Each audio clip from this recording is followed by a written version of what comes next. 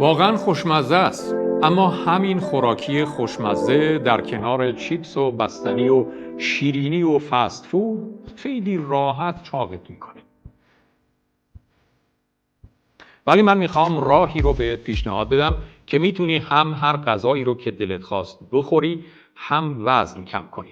دانشمندان تونستن یک پودر جلبک چربیسوز تولید کنند که بدون نیاز به رژیم و ورزش سوخت و ساز بدنتون رو بالا میبره و با کاهش اشتهای کاذبتون باعث میشه ماهانه 5 تا 7 کیلو کاهش وزن داشته باشید.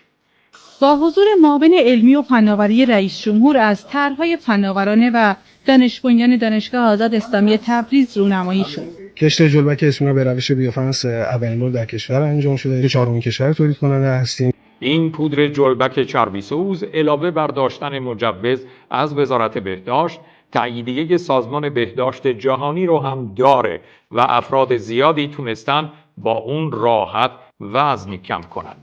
من همیشه غذا می‌ریختم تو دیس می‌خوردم، یعنی اصلا خیلی چاق شده بودم ولی اصلا دیگه نمیتونستم به حدی رسیده بود که اصلا جلوی اشتهامو بگیرم. اواخر دیگه اصلا واقعا ترمز واریده بودم، روز به روزم داشتم سنگین‌تر می‌شدم، یعنی به جایی رسیدم که حتی نفس کشیدنم برام سخت شده بود. خیلی اتفاقی همین کلیپ های حیاتی رو دیدم و چون تبلیغ میکنه میگه طلای سبزه، سوکوسازو میبره بالا و راحت هم آدمو لاغر میکنه. منم شماره‌مو سریع وارد سامانه‌شون کردم، سریع هم سفارش دادم. بعد وقتی که به دستم رسید جوری جلوی اشتهامو گرفت اصلا باورم نمیشد این منم که اینقدر مثلا کم غذا شدم. الان از این قضیه تقریبا 3 ماه خورده میگذره، من تا الان 17 کیلو 800 کم کردم با همین. شما هم اگه دلتون میخواد راحت وزن کم کنید و در عین حال سلامتیتون رو هم برای همیشه تضمین کنید، همین حالا روی لینک زیر کلیک کنید و این پودر جلبک گیاهی رو سفارش بدید.